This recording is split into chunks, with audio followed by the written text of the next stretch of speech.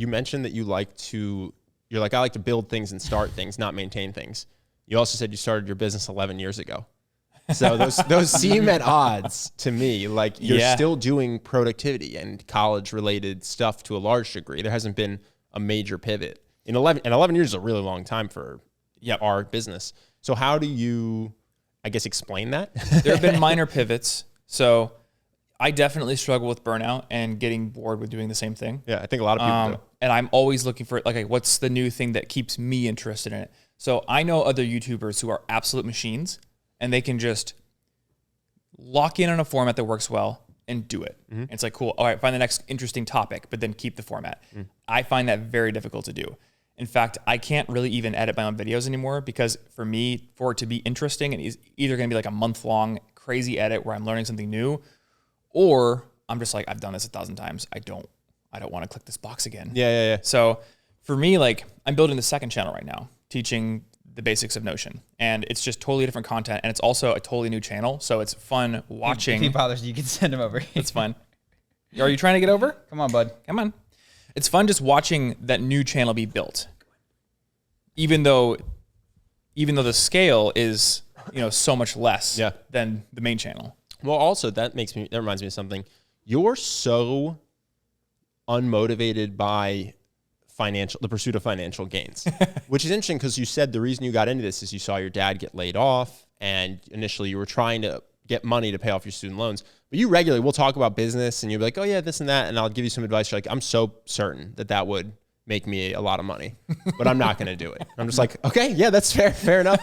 So is that a learned thing? Did you just have that in you, and once you got your student loans paid off, you stopped caring about money? Like, how did you get there? Because you're actually very good, I think, at not chasing that shiny money object.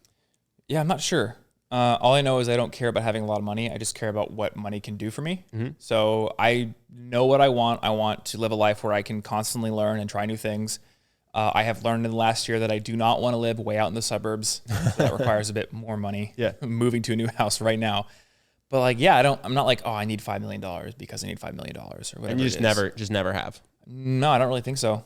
Like I want to make money. I'm not one of those people who's just like, I have zero ambition to make money. Like I do want to make money, and I think about it more in terms of what does it enable me to do, and also does it make me feel more secure, I guess.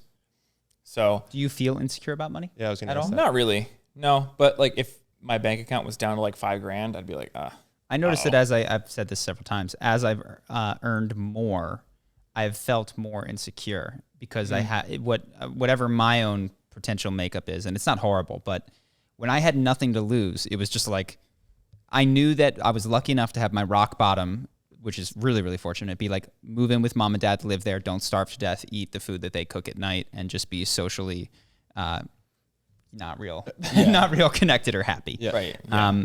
But you weren't going to starve to death. Yes, and I was close to that. I was like hundreds of dollars away from that at various points in time. And I was just like, if the IRS had hit you up and said, hey, you're $1,000 low on your tax income, you'd have to move on. It would be a call to mom and dad, be like, let's coordinate. Yeah. And now that I'm farther from that, I noticed that I think about money more, which I guess you don't.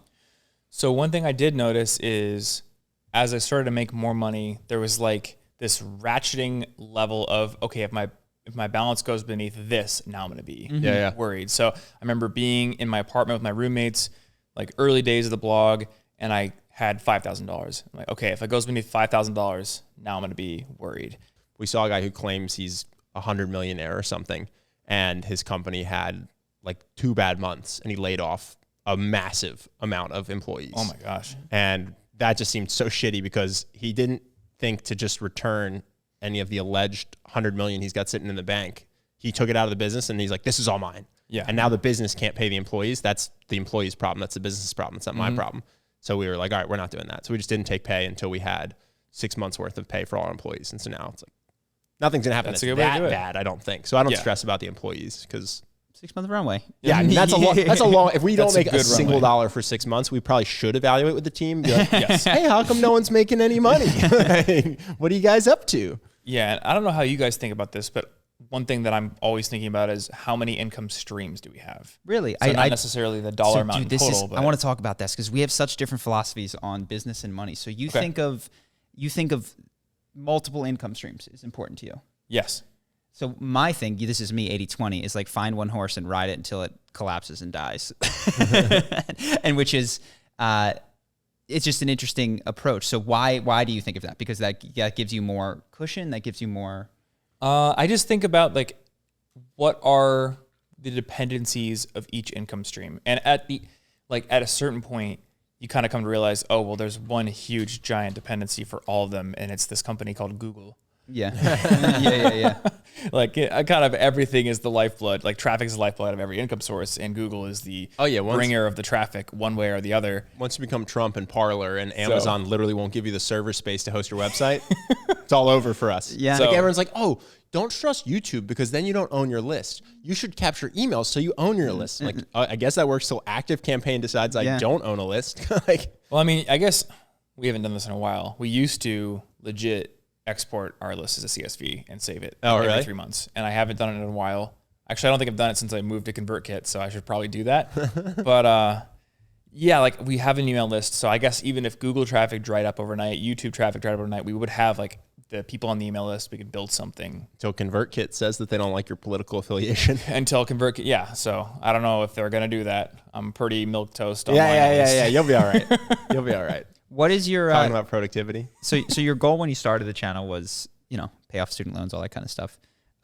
Is your goal now just do things that I like and document, learn about stuff? What keeps you going on the channel? Yeah, it's a lot of that for my personal edification, I suppose.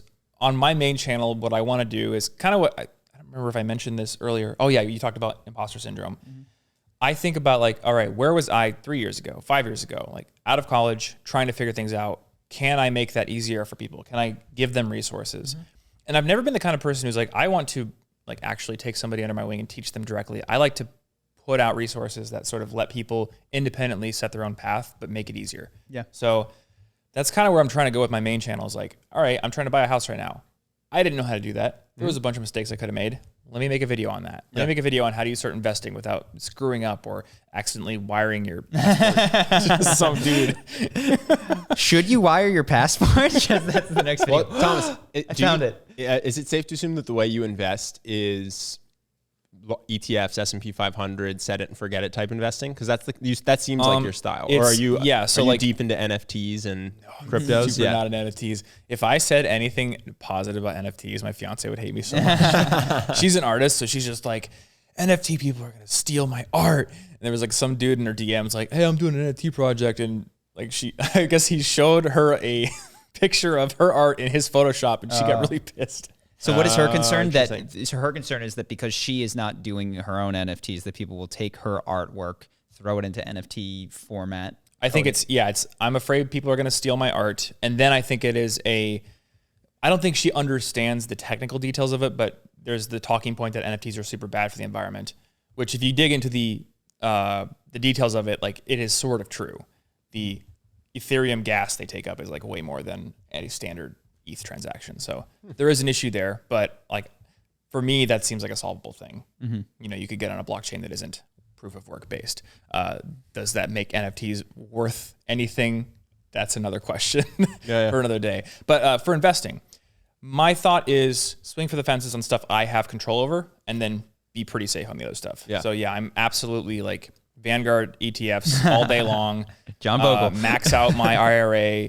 Do like all the tricks to make my IRA even more max outable, and then like building my own businesses, or I invested in Standard, my agency, so I partly own that now. Like that's a big swing for this ventures bet. Mm-hmm. Makes sense. But I have control over that. Like I can put my own sweat and tears and ideas into it and make it better.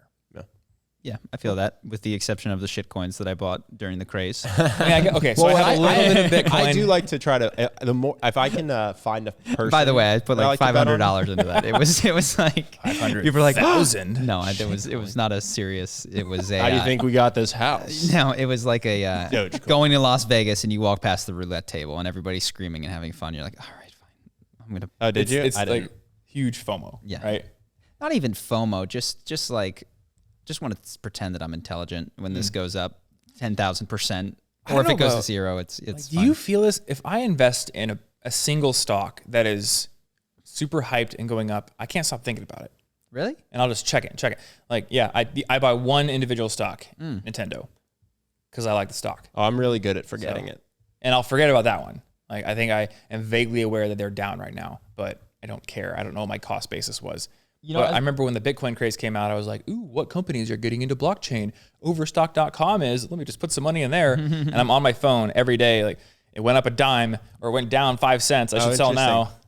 What I'm learning from this conversation is everybody just has these weird emotional triggers when it comes to, I'm sure everything, but money in particular. And like one of mine is not like, once it's out of my bank account and into the hands of these people, if they literally stole that money from me that I sent them, I wouldn't lose a wink. I would barely bring it up in conversation. Yeah. Because like it's I'm just praying gone. that money that allegedly got invested in SpaceX actually got invested in SpaceX. See, That's the only one. Even that I'm going, probably not. And I'm just hoping.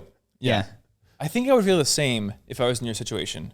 Because like with, I don't know, you buy a stock on Robinhood, you are innately aware that at any moment you could sell it or you could buy more. Like there's always another option there. I like private investments like that. I gave my private equity for money however many years ago that was, 9 years ago, and I couldn't get it back even if I wanted to. Even if I was defaulting on a mortgage, I can't. It's just gone until I get it back. It's out of my hands. It's the best thing ever. Yep, that's the thing. Like I honestly feel that is better for my mental health. Yeah, Hellman and Friedman, if anyone's watching, please take more of my money. Every time I try to invest with them, they're just like, "Nah, we're good." But this is. Hope that you guys enjoyed that clip. If you want to see more like this and have us do more podcasts, we are 100% funded by our generous patrons. And if you'd like to contribute, there's a link in the description, and we'll have one pop up on the screen right here so that we can do more podcasts where we have fun conversations and hopefully some deep ones like this. Either way, hope that you enjoyed the video, and I will see you in the next one.